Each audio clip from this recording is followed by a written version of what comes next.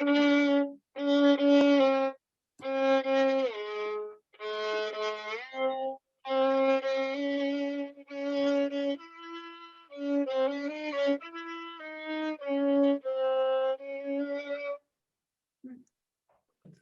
really happy to introduce Gerald Westheimer, who is one of the reasons I came to Berkeley.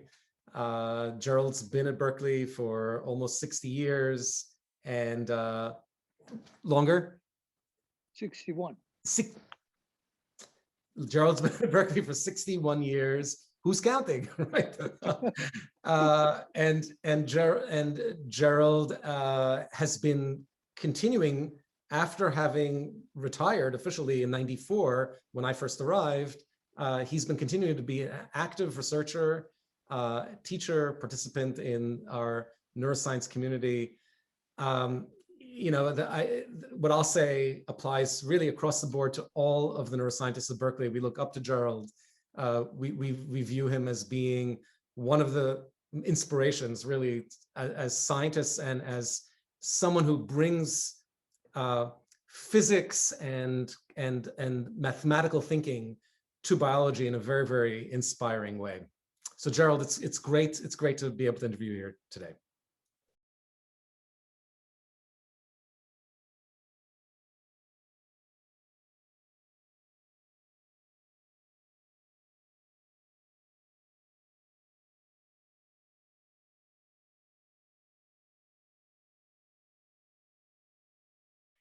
I'm really happy we're getting a chance finally to do this together.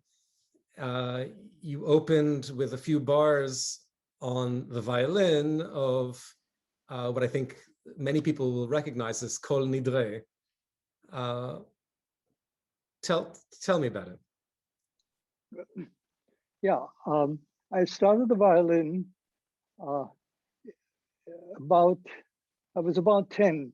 The reason why it's the violin is because I grew up in a Berlin middle-class Jewish household in the beginning of the Hitler regime, and it became quite clear to my parents that at some stage there had to be emigration. And the violin was selected as my instrument because it was portable, while the piano, you never know whether you could put your hand on the piano. So and I had been playing the violin now ever since, and I've been practicing for half an hour a day pretty regularly. And the quality of my playing is reflected by the fact that it was only half an hour instead of 2 or 3 hours a day.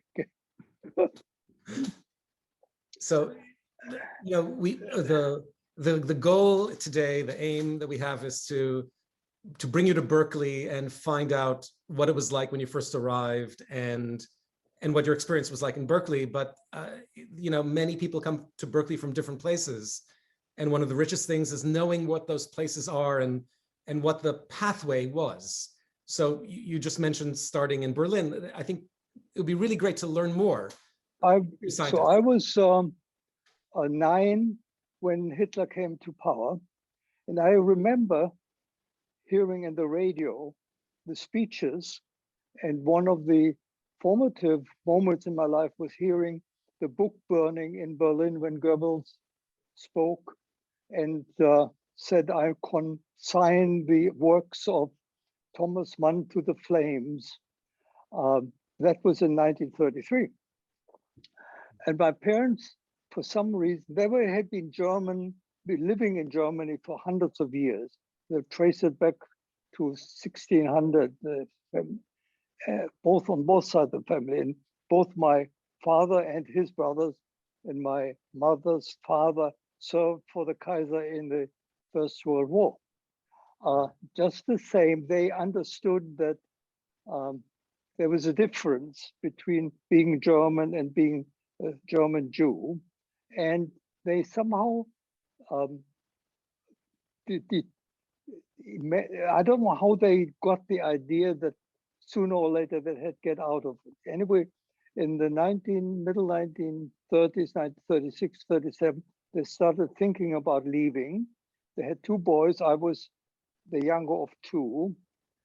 And you couldn't, they did not want to stay in Europe, and America would have been the first preference, but you had to have special family connection to get to Germany. They already been taken up. So it turns out that Australia was open to a few European immigrants. So they applied and we got accepted to go to Australia. And we left Germany in 1938, arrived in Sydney.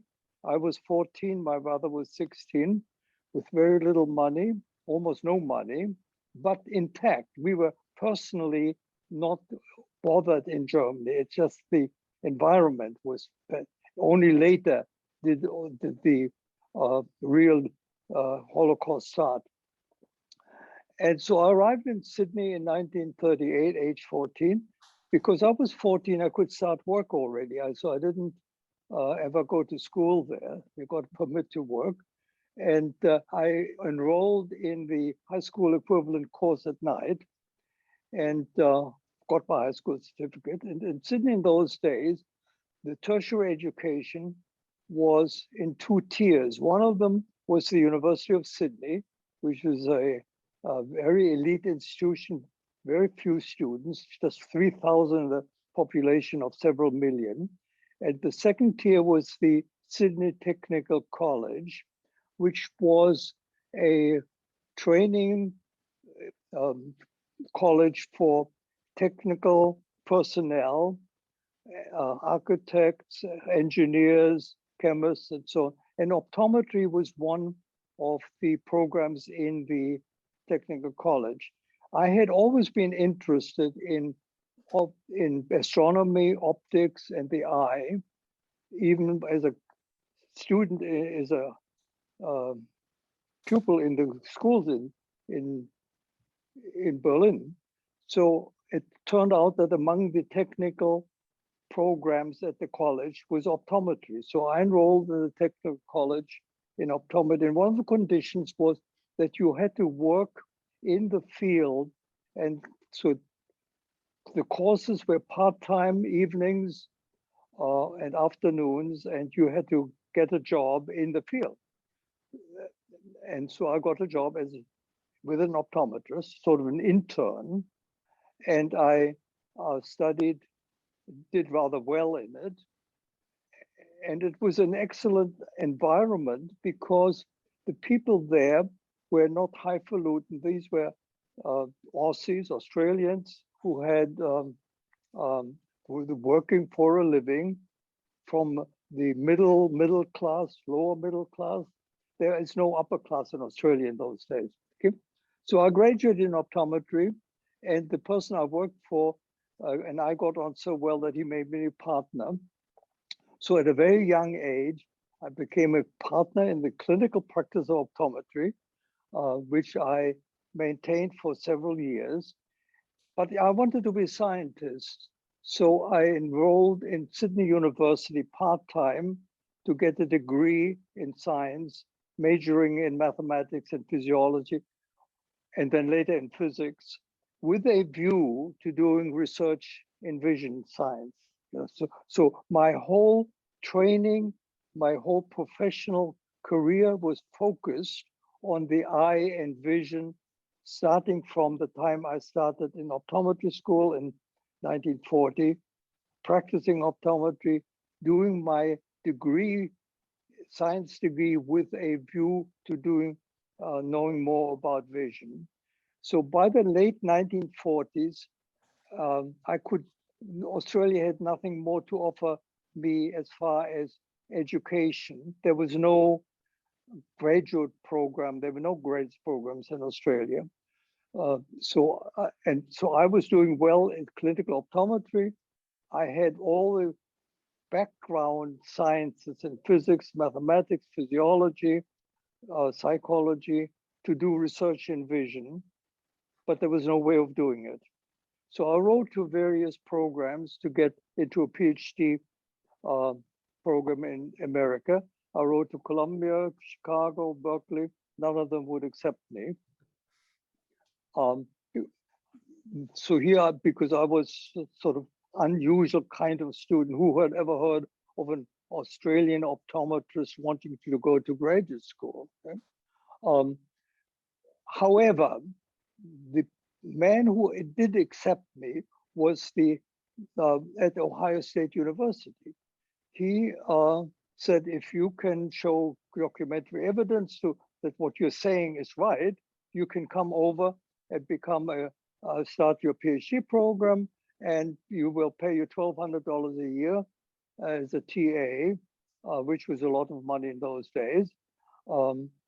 And so I left everything I had in Australia, bought a one-way ticket across the Pacific, visited Berkeley on the way to Ohio, where I met the various people who told me that I could have easily gotten into the graduate program if I had written more detailed letters and appealed or something.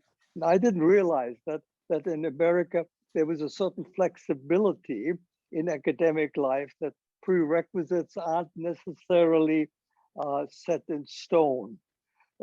But anyway, so I went off to Columbus, Ohio,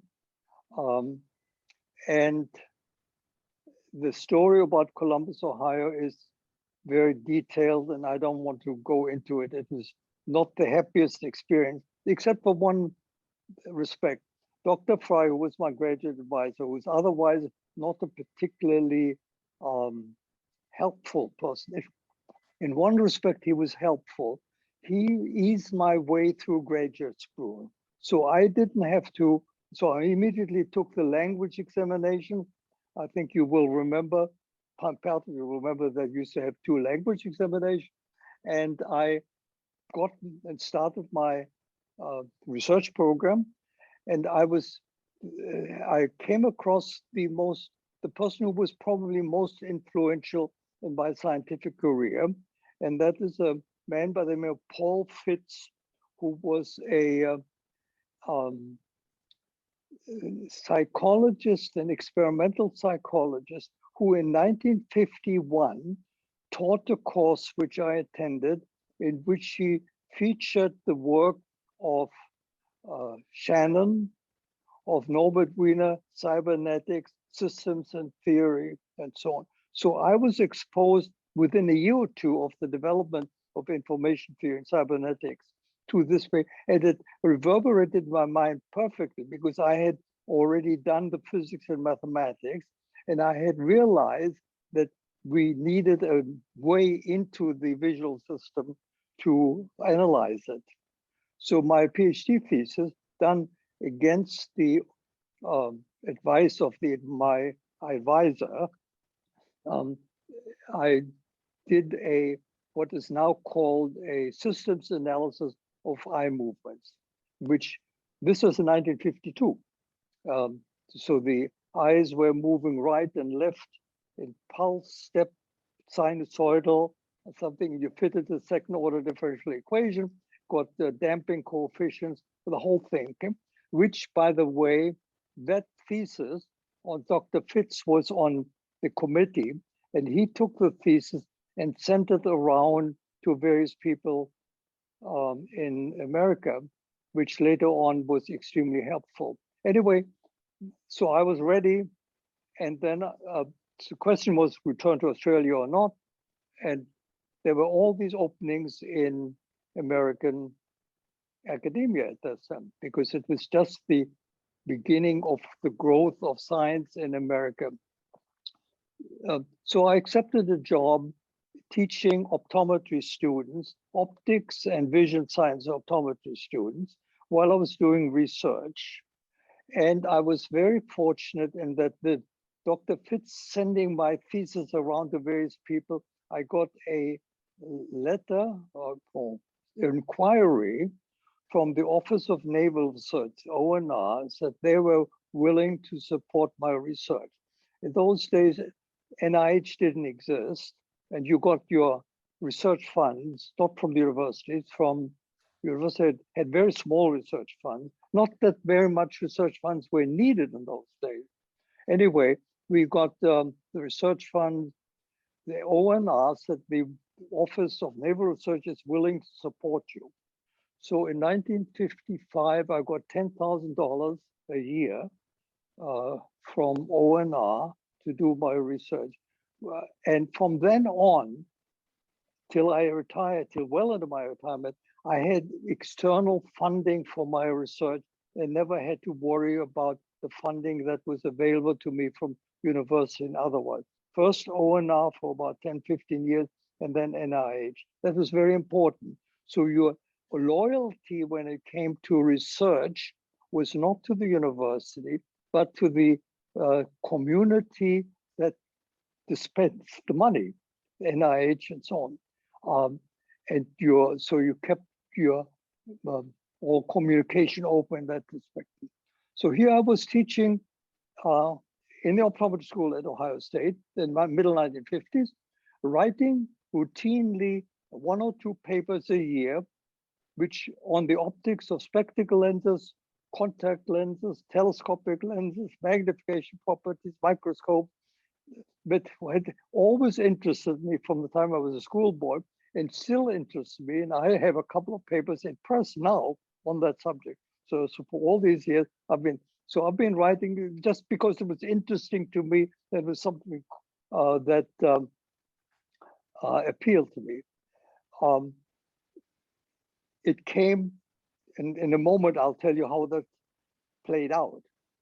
But while I was teaching at Ohio State, and I got tenure, another thing that America did to me, in 1957, I got tenure, associate professor with tenure at Ohio State.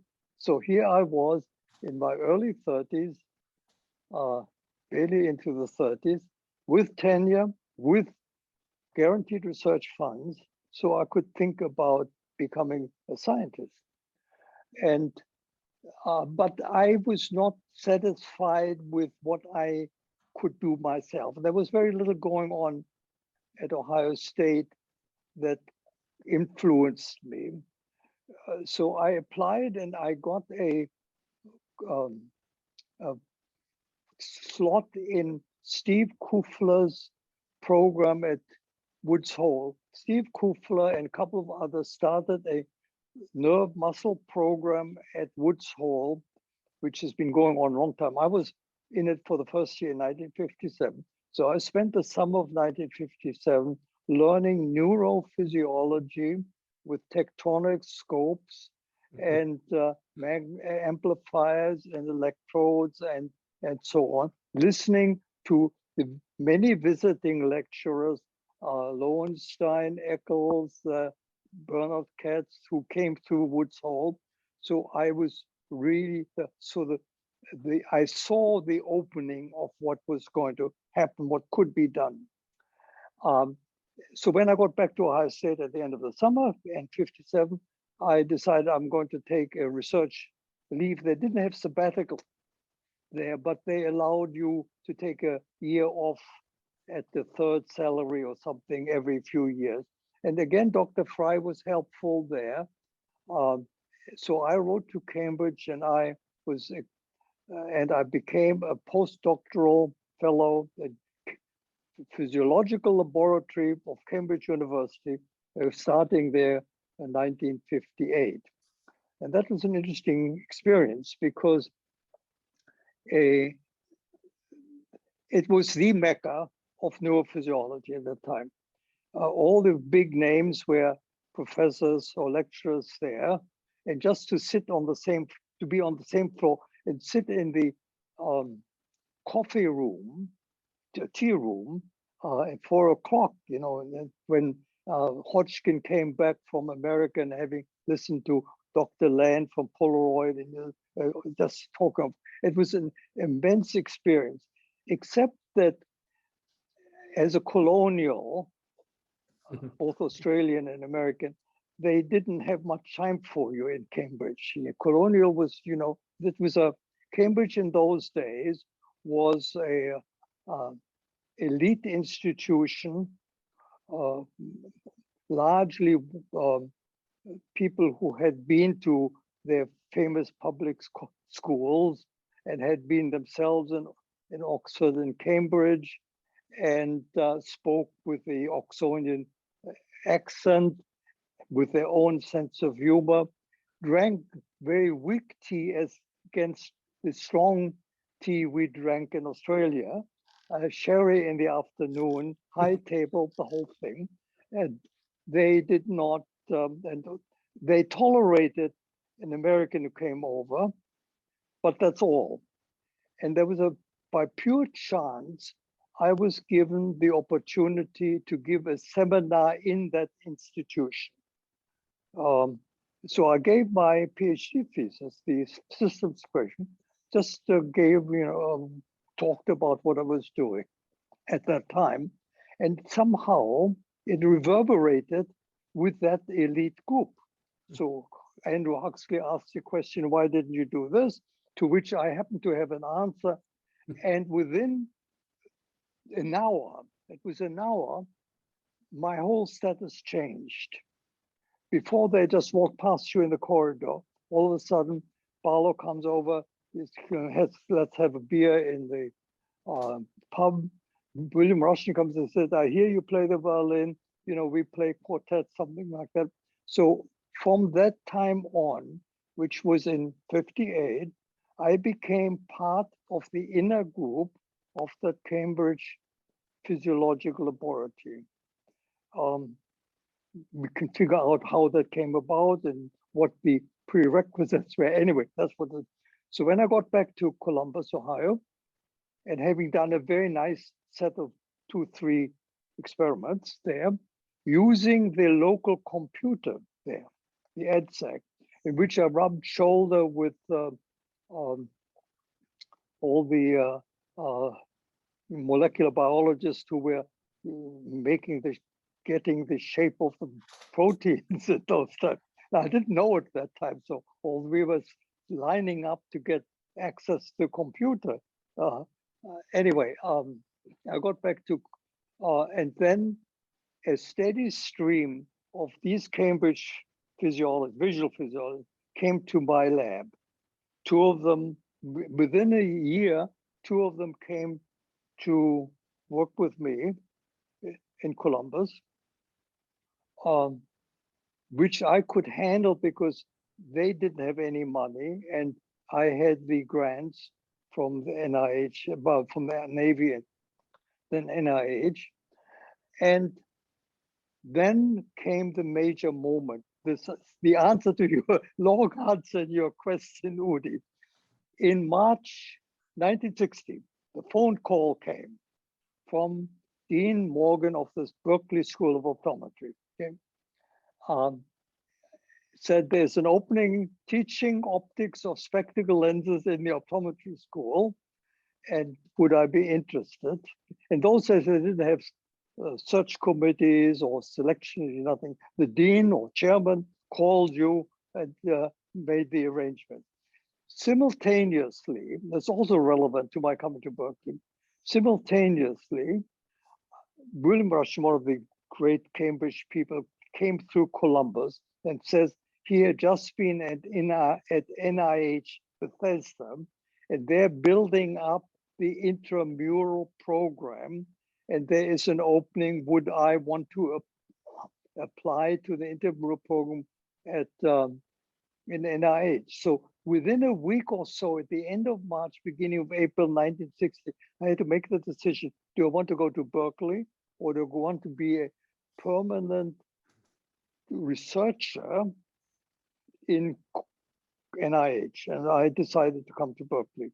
So, in 1960, July 1960, I drove across the country, came to Berkeley, first stayed in the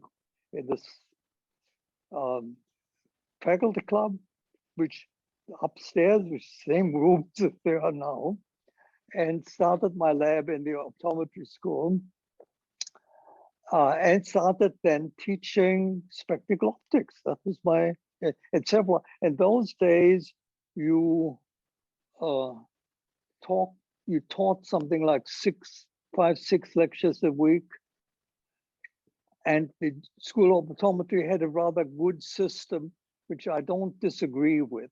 that anyone who had an optometric qualification would be participating in the clinical program of the school. So I spent 2 afternoons a week in the clinic supervising final year optometry students while I was doing teaching the spectacle optics, while I was doing research, hosting a couple of people in my lab. And that went on. There was a steady stream coming across there, in which they also went back to England with their pockets full of electronic equipment bought on my grant, which is another thing that was a relationship thing. I would, at this stage, I must say that parenthetically, I was always interested in computers, right from the first go. In the early day in Columbus, Ohio, they had a card program, and I programmed IBM computer, and I had been doing optical image calculations on the IBM computers, and Berkeley always had a very good computing lab. At that time, they had mainframes. You had to cut your own IBM cards and so on. It's a different thing. So much of my work in those days centered on what is now what you might call the front end of the visual system, namely how does light get from the object onto the retina? What are the optical effects? What the diffraction effect? What are the retinal spread, light spread, and so on? So by the middle 1960s, we pretty well understood how the retina codes, in general terms, how the retina codes the visual information via the optics of the eye, via the photochemical transduction, which was a major subject, the neural transduction in the retina. So we're getting ready to do this work, and with 2 or 3 major people who went from England in my lab, and all I had in that lab, in the optometry school, 1965, was 1 large room and 2 smaller rooms and an office. So Gerald, starting out in the 30s, right, in Berlin, when you get your violin, it is completely not self-evident. You know, your education is interrupted. You attend gymnasium for a few days or something. You have no regular education when you're in Australia, and you somehow you become an optometrist, which is a trade much more than it is, you know, something that we normally think of as academic scene. You somehow manage to get into a graduate program. None of it is self-evident. And then the miracle of, you know, of being able to arrive in Cambridge at a time, you know, when the Titans walked the earth, you know, so soon after, you know, those key experiments of Hodgkin-Huxley and, you know, Fadden Katz and de Castillo, right? It's amazing. And somehow it works, right? Amazing. I think it's to the younger people who are listening to this, it'll sound unbelievable, like how that could happen. Somehow, what I would like to return in a little later, right, to how somehow you carried with you things you've not yet described, like Goethe and Schiller. But first, you've arrived in Berkeley now, and you're setting up your lab. Where are you? Where's your lab situated? What does it look like? Who are the people around you? What makes the environment that made you select Berkeley? What's the experience like of setting up there, not just as an educator, but as a scientist? Okay. The comparison of the job that I had at Ohio State and the one at Berkeley. I transferred as associate professor from Ohio State to Berkeley. My salary was about 50% higher, My teaching was slower. The main difference was, apart from the nice climatic environment in Berkeley, was the academic environment was much more challenging, richer, at a much higher level. As shown, for example, by the very fact that my first experience in Berkeley was the reception for new faculty member in the I House, International House, by the then Chancellor, who was Glenn Seaborg. So here, you know, at Ohio State, you just ogle the picture of Seaborg. Here you get to shake his hand. Very tall man, by the way, was very. So that's was made the difference. It was a free in Columbus, Ohio. If you read the New York Times, you were regarded as a communist. If you listened to the Metropolitan Opera, that was a very far out kind of personality that would do that. See? And this is what everyone does in the Berkeley faculty. So, so it was a liberating experience to come to Berkeley. What was not so positive in the optometry school was the research atmosphere. There was no research. They didn't really understand research. So I was shoehorned, my research was shoehorned in a single room where like 2 experiments were carried out simultaneously. And somehow I didn't feel constrained until these high level people worked with me and they pointed out to me that, you know, I wasn't really treated right. The dean of optometry in those days, his name is David Meredith Hogan, is a fine person, as good a dean as they had, but he was interested in developing the optometry school as optometry school, okay? And he, if research was going all right, all the better. He himself had a good PhD in physiology, but that was not high priority. So he tried to get me a room in the engineering department and so on. So finally, I personally went and talked to the vice chancellor. You can do that. In those days, the man above me was the dean of optometry. Then the man above him, or the person, I guess man was right in those days, was the vice chancellor. His name was Connick, a very tall chemist. And I, you know, once in a lifetime, you can make an appointment with the vice chancellor, which I did.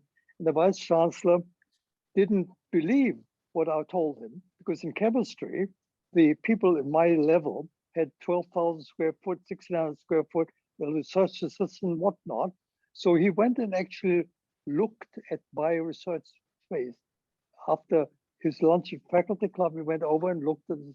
And within 2 weeks, I was in LSB. Life sciences building was same size as it is now, but that was all for life sciences except for Stanley Hall.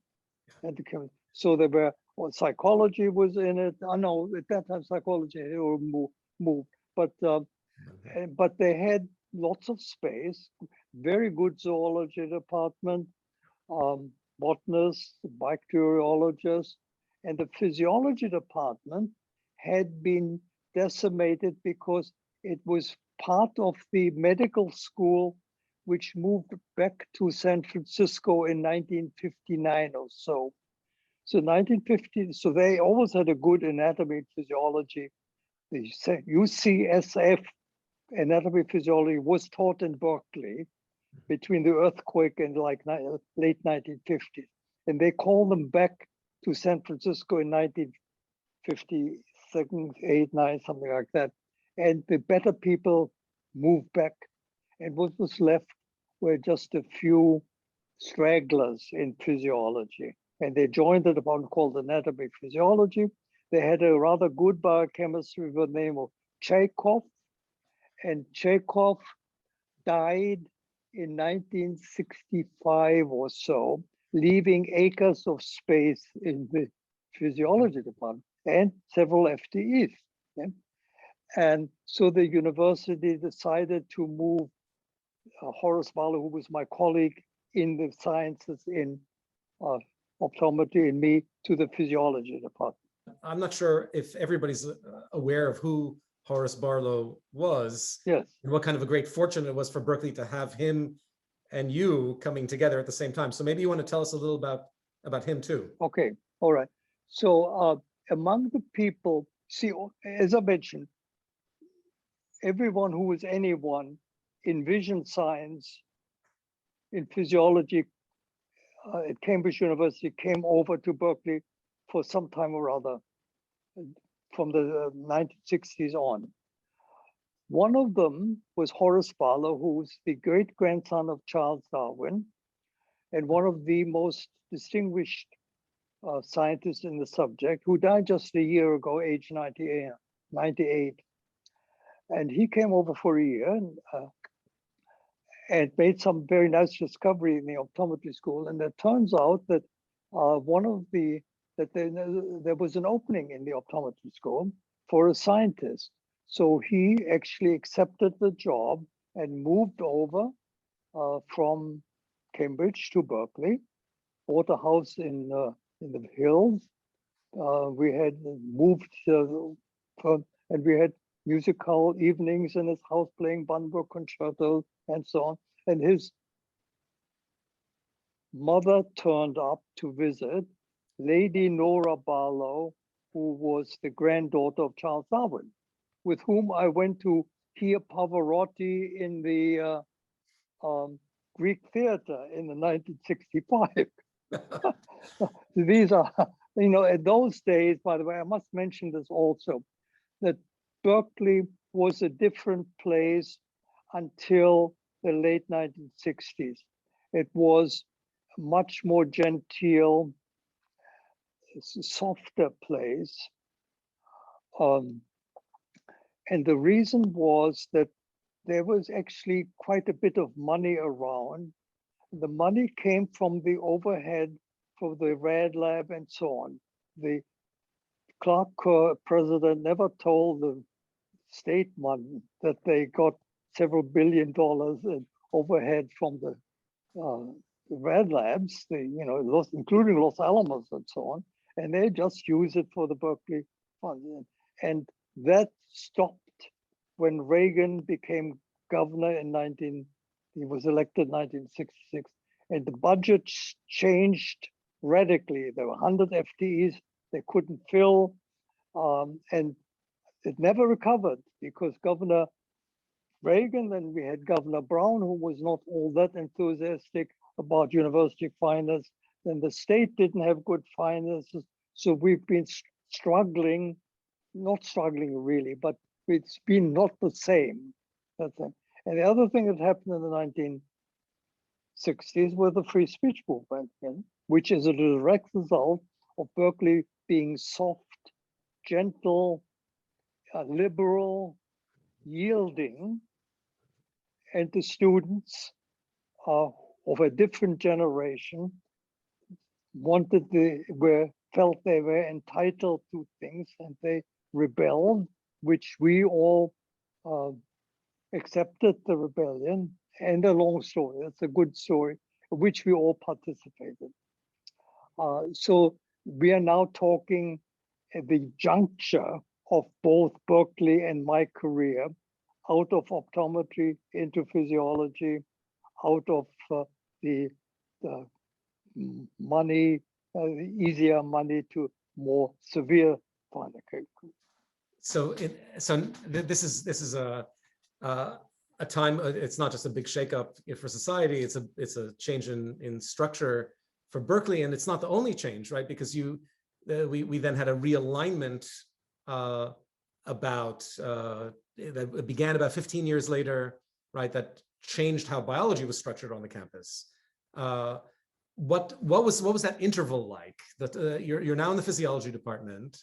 the physiology is being built up again. What is it like? Who are the colleagues that you interact with, and how does that affect your research? Okay, we mentioned, so Horace Barlow and I were talking to the vice chancellor and so on those days about developing neuroscience as a discipline, neurobiology as it's called at that time, as a discipline in Berkeley. And I'll come back to this later. And we couldn't make much headway. So they said go into physiology, there is space, there are FTEs, you go. And so we said, well, the physiology is not really a elite department. And they said, well, you make it good. That was a fool's errand. You cannot make a department like that good by putting two people into it, because the people there had been at Berkeley for years, had been postdoctorals in Berkeley, doing moderately good research, well funded, the name of Berkeley or something. And they just ran the physiology department in a very restricted way, let me put it this way. So as an example, so we were like 10, 12 faculty in physiology. And so Horace and Barlow, who were visual neurophysiologists, come into the department with a mission to make it a good to make a neuro hub in it. So the chairman that time said, well, you have to go and teach respiration. Okay? So I had to teach, because they were teaching their own stuff and respiration was not covered. So I had to give 3 weeks lectures in respiration. Horace had to give 3 weeks lecture on cardiology and so on, and which nowadays would be unthinkable, but in those days was completely standard. And it was almost impossible to budge the department. They had one neurophysiologist in it by the name of Walter Freeman, who was part of the old group. He had a few things going for him, a few things against him, but it didn't work. So now we are coming to the neurobiology aspect of it. Great. So the neuroscience, neurobiology is not ready yet to take off, right? It's not fitting in quite with the Berkeley plan. And yet the research that you're doing and the research that Barlow is doing is groundbreaking, right? The two of you are unique in that you're not just interested in physiology of neuroscience, but you're also bringing in mathematics and computational interests, right? That really today are again at the forefront of the way we do neuroscience. How does that work? And are there people in other departments of engineering, for example, other parts of biology, right, where you see a hope of being able to have the kind of colleagues that could make a difference? Yeah.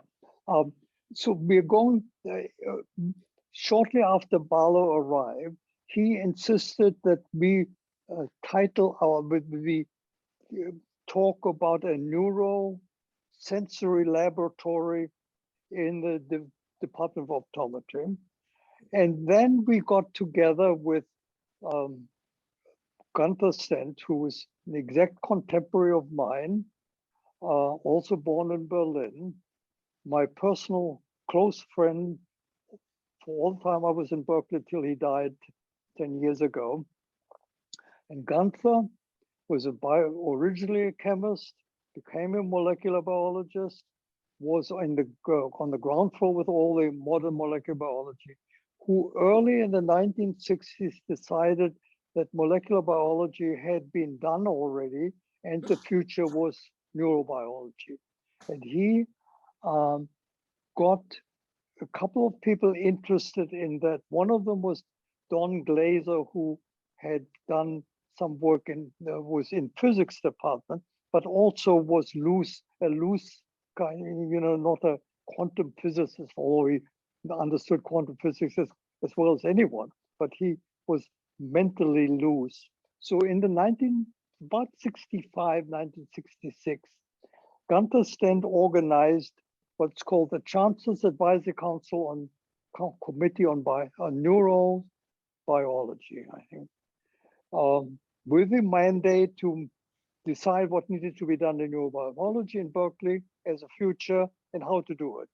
The committee consisted of people in physics. It was a very nice person. I'll think of his name. Some zoologist, an engineer, chemist, and we all decided after long deliberation that there should be a Department of Neurobiology, which the administration did not want. So they did, and second, they wanted to have a sub-department in the Department of Molecular Biology, which the Department of Molecular Biology didn't want. We're talking about in late 60s when molecular biology was really going something. So the university decided to put a focus for neurobiology in the Department of Physiology and Anatomy, okay, where it rested, and we got the 1 or 2 FTEs out of it. We forced the university to make an FTE not to the physiology department, but to neurobiology. That was Bob Zucker. So Bob Zucker in 1972 was hired. The FTE was given to the neurobiology moiety to fill, not to Mrs. Timber's and the other people. Okay? So this is what's happened. So things were going along until the major moment, as far as I'm concerned, in Berkeley, was in 1980. I had just been offered a job at Harvard University, which I did not accept because I liked Berkeley, which also, by the way, should be part of the history. I had previously been offered a major chair in Germany, which I did really good jobs, which I didn't even think, it didn't even come up that I would go back to Germany. Harvard, I decided I really prefer Berkeley over Harvard. But I was bottled up, the physiology department bottled me up as far as my slots and everything. So I decided I wanted to use the Harvard offer to get better. So I went, for some reason I went to Dan Koshland, said to Dan, this is, I want to stay in Berkeley, but Mrs. Timbers is really not that interested me. So Dan Koshland dictated the letter that I should write to the it was very, anyway, a year later, there was a dinner, and in the parking lot, we are all going to a car. The then Dean of Biology, by the name of Robert Glaser, now famous for his freezing electron microscope, pulled me aside and said, I'm setting up a committee under the Chancellor to reorganize biology under Dan Koshland as chairman. Would you be a member of it? So in 1980, I became a member of the gang of whatever they call it under Dan Koshland. And for the rest of the 1980s, Dan Koshland basically reorganized biology, and we were just his minions. The most effective academic politician I've ever come across by many magnitudes. Now, I wish I had studied under Dan Koshland 20 years earlier. I would have been able to handle Dean Morgan ever so much better. The idea then was to thread in neurobiology into the new reorganization. Yeah. So there were big ways of doing it. So first of all, what Koshland did via the Vice Chancellor Rod Park, with the acquiescence of the Chancellor Heyman, to try to abolish all biology departments, like 15 biology departments, and start anew. Well, needless to say, the 15 chairmen were unanimously against that. And so they, how Koshland and Beth Burnside, by the way, Dean Burnside, was made Dean of Biology.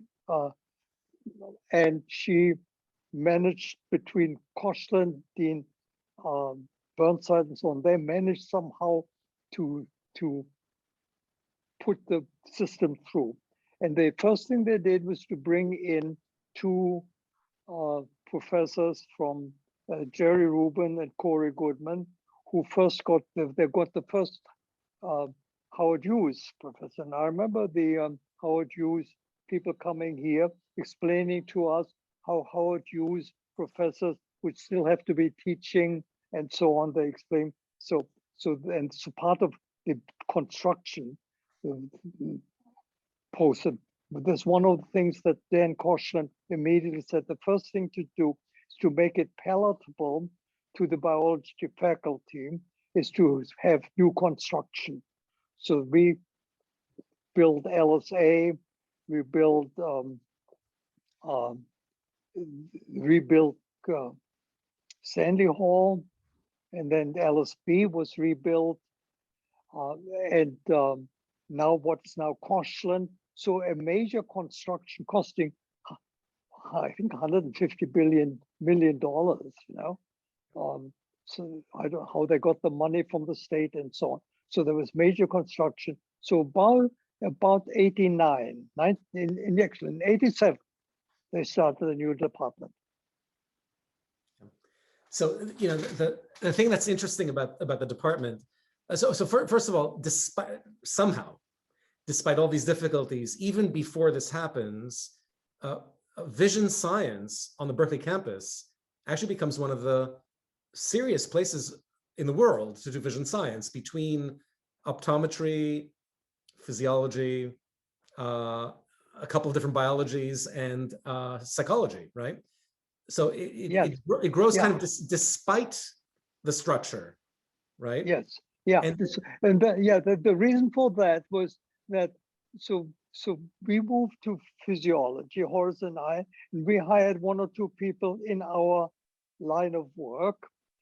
Optometry got religion, and they replaced us with one or two people, and then made it a rule. Now it's standard for the optometry department have 3 or 4 or 5 vision scientists.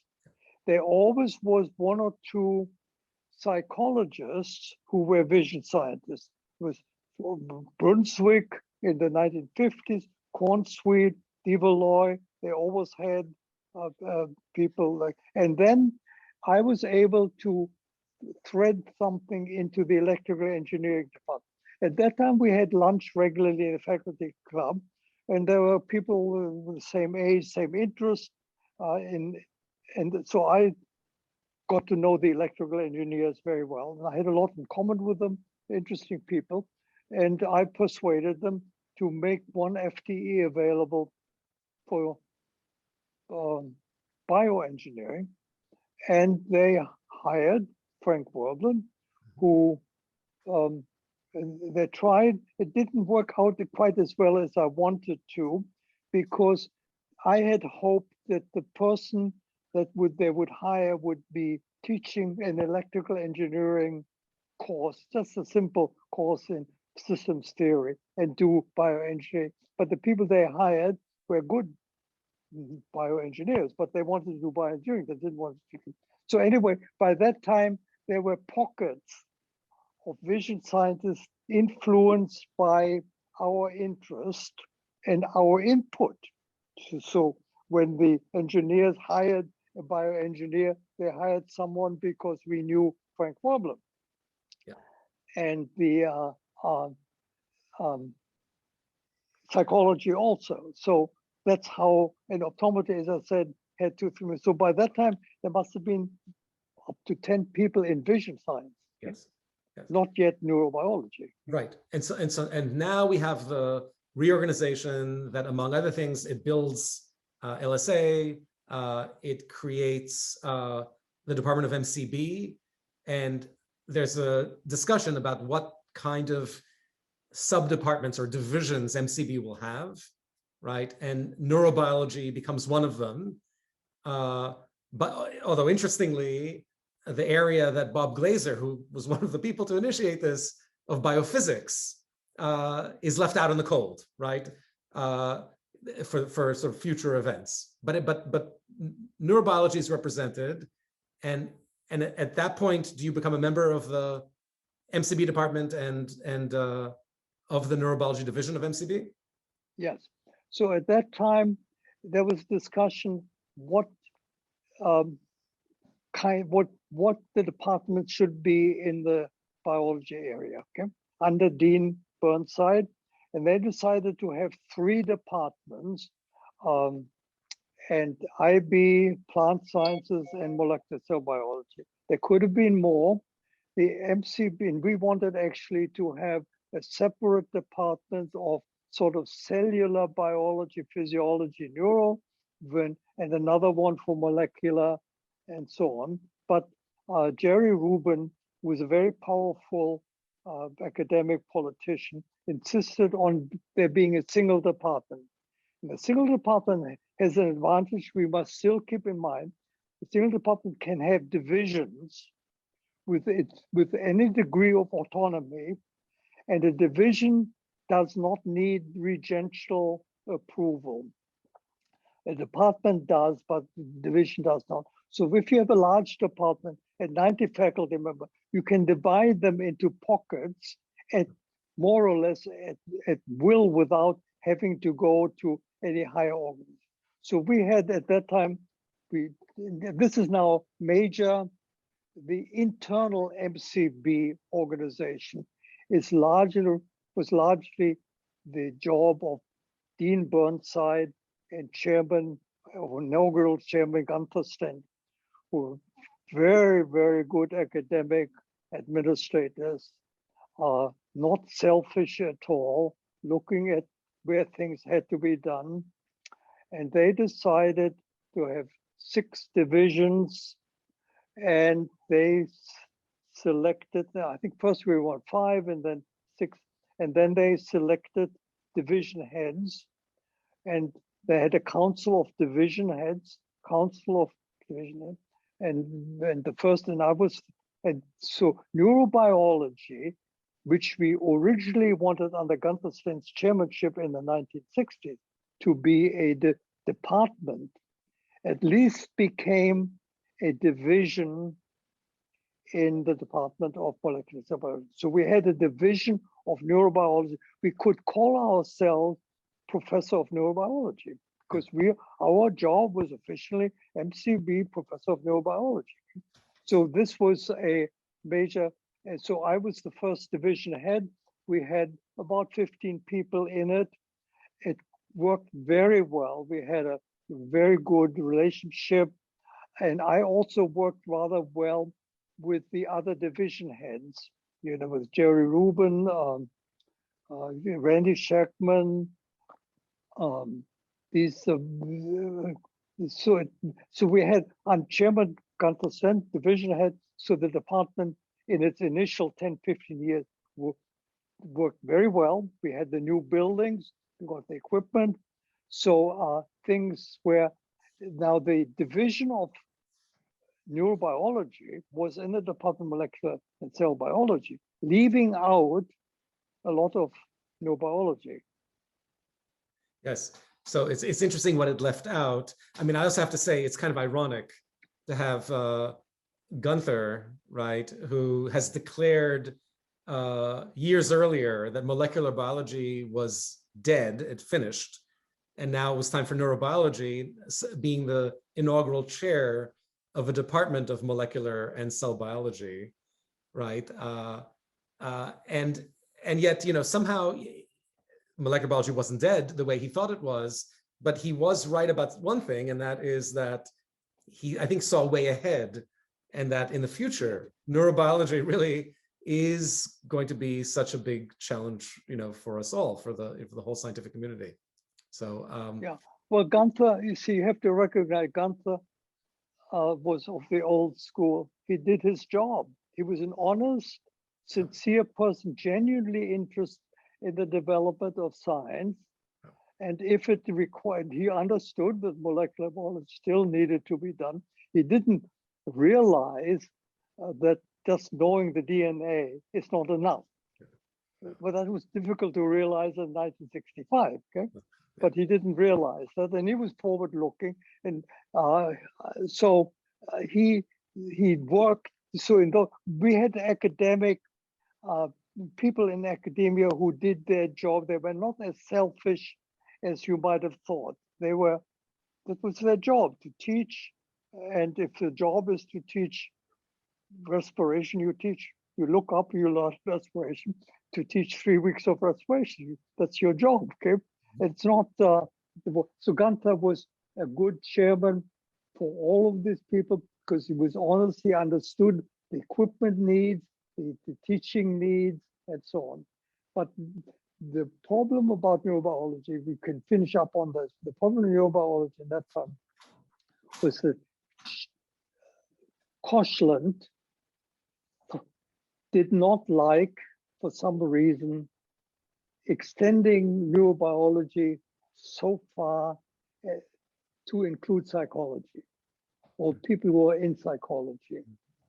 For some reason, he concentrated on the cellular, molecular, not even synaptic, molecular aspect, because that was his own field. Yeah. So the result is that what we built up in the neurobiology vision of the department was the molecular and cellular aspect with very little reference to systems neuroscience. And what you can say about Gunther, you can say about me, because I was by far the most left-wing neurobiologist ever, in that I was doing psychophysics, and so yet I was fostering, sharing, helping the department become more molecular and more cellular. Okay, so because we recognize science is a large area and has imperatives that are equivalent and equally good. So we have so the next thing then, we end up on this now. And just so 1994, I retired because we got the golden handshake. It was very nice. And Chancellor Tien figured out ways of adding years to our service. And they called us professor of the graduate school instead of just professor emeritus. And we were promised to have as many, you can do whatever you wanted. You can teach, you can research, you just change the name. Your salary, instead of being paid by the university, is going paid by the university retirement system, which worked very nicely until 5 years later when they say, Gerald, you're not using this room, actually. So Carla Schutz took over this room. Okay? And so gradually it whittles down in this thing. And at that time, which is the beginning of the era that you're in, Udi, is in just about the time I retired, there was another review of neurobiology, an external review, which chaired by Thorsten Wiesel, Zach Hall, and Larry Squire. 3 people came here, spent 3 days looking at neurobiology. I think it was 96 or something, you can look it up. And they wrote a report that there should be a division, there should be a department of neurobiology. This is now 25 years ago. And they handed the report to the chancellor on a Saturday morning. By Monday, and then they went home. And by Monday and Tuesday, somehow they found that the Helen Wills bequest had been sitting in the university for decades with millions of dollars. Okay? No one ever, so Gunther Stent had been had committee on neurobiology. I had been division head. No one ever told us. We didn't know to ask. Do you have any slush funds?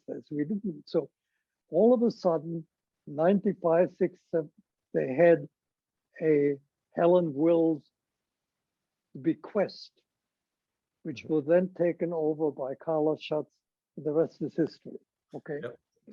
Well, listen, Gerald, this is wonderful to get this this way of bringing us here. The point at which you're now concluding when you went into retirement, which was very much a non-retirement because you remained very active in research. You know, for many years you would go to Rockefeller on an annual basis, right, to do experiments. And you've been, you know, involved as much as anybody else in the department, right, in the division of neurobiology, and there's no faculty meeting or seminar that you don't attend and participate in.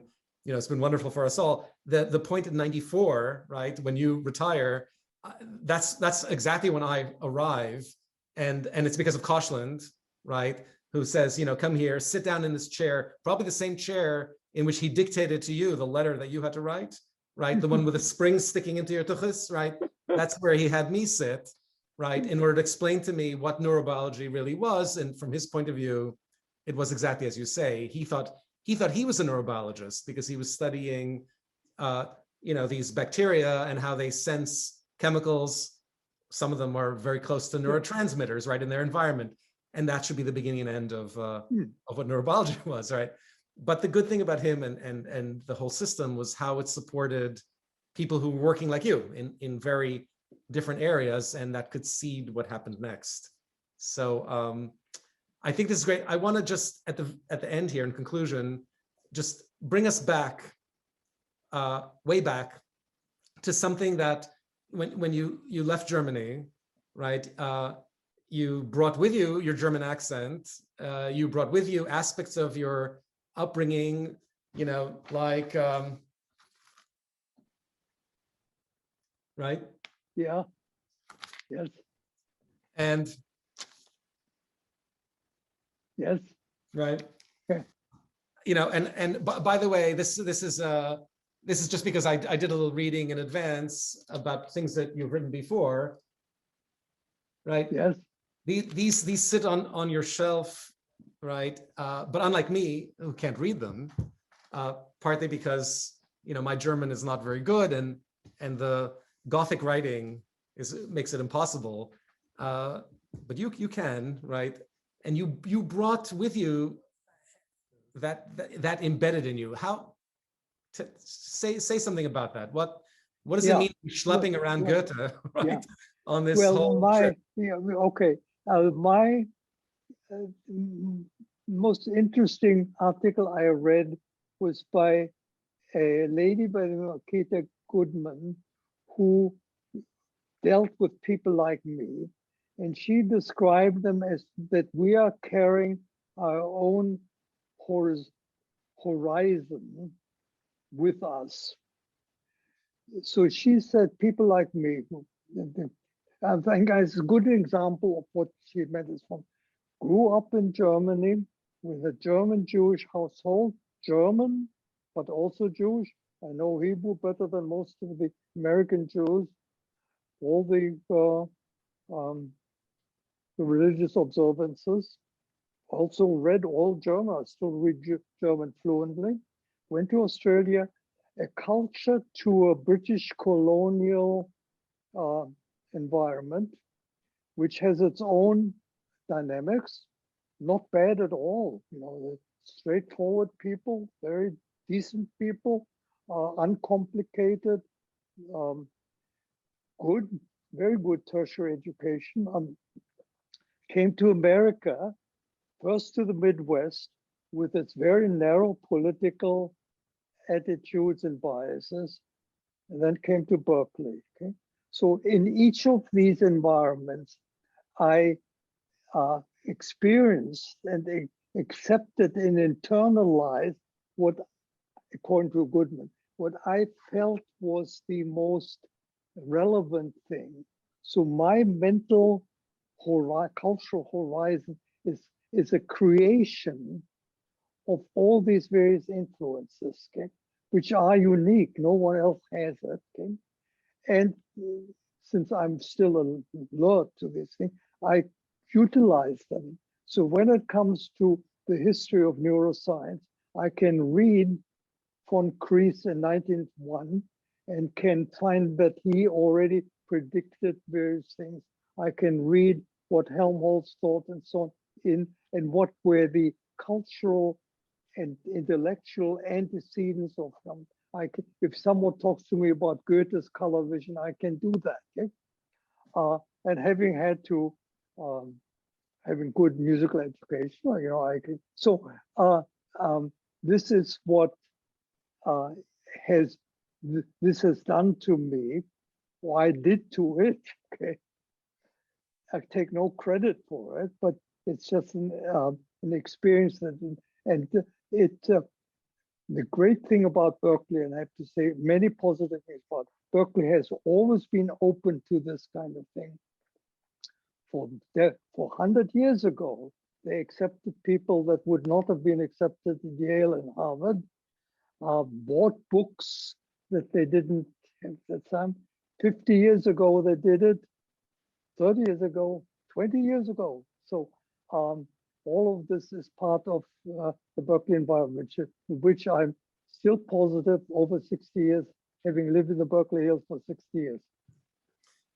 Well, Gerald, listen, this is a wonderful place to conclude. You know, I think that this is the legacy project, a piece of the legacy project. You know, I think that what it says about Berkeley legacy and about you and about how Berkeley is a place that enriched by you, and you are the perfect fit, right, to make Berkeley this intellectual hub, right, that draws people in and enables them to be themselves is fantastic. So really, I'm really glad I could do this with you. My only problem with this is that I feel like it's very hard to live up to that legacy, but we'll have to deal.